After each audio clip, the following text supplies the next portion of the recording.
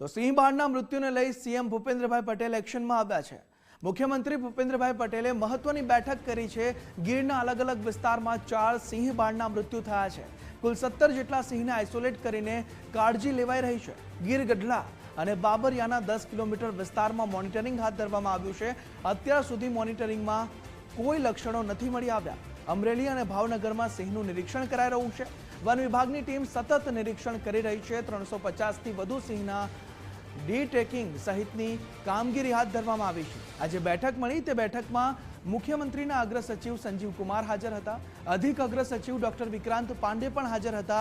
Head of the forest force Jaipal Singh પણ આ મહત્વની બેઠકમાં હાજર રહ્યા છે। જે સિંહ બાળના મૃત્યુ થઈ રહ્યા છે, અત્યાર સુધી 4 સિંહ બાળના મૃત્યુ થયા છે, તેને લઈ આ મહત્વની બેઠક મળી છે। અને આ જ મુદ્દે સંવાદદાતા નિકુંજ જાની અમારી સાથે જોડાયા છે। નિકુંજ, મુખ્યમંત્રીની અધ્યક્ષતામાં એક મહત્વની બેઠક મળી છે સિંહ બાળના મૃત્યુ અંગે, વધુ વિગતો।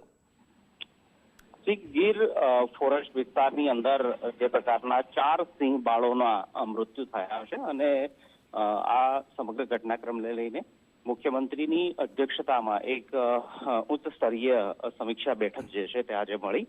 વન વિભાગના અધિકારીઓ આ બેઠકની અંદર ઉપસ્થિત હતા।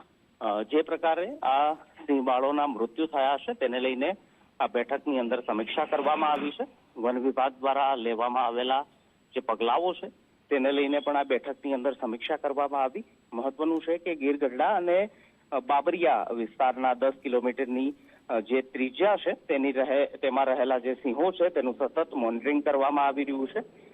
અમરેલી ભાવનગરના જે મહેસૂલી વિસ્તાર જે છે ત્યાં રેન્જની અંદર આવતા જે સિંહો છે તેનું પણ વન વિભાગ સતત મોનિટરિંગ કરી રહ્યું છે અને આ પ્રકારનો વાયરસ અન્ય કોઈ સિંહોની અંદર ન ફેલાય તે માટે પણ અગમચેતીના પગલાં લેવામાં આવ્યા છે અને મુખ્યમંત્રી કક્ષાએથી આજે આ અંગેની એક સમીક્ષા બેઠક પણ મળી છે।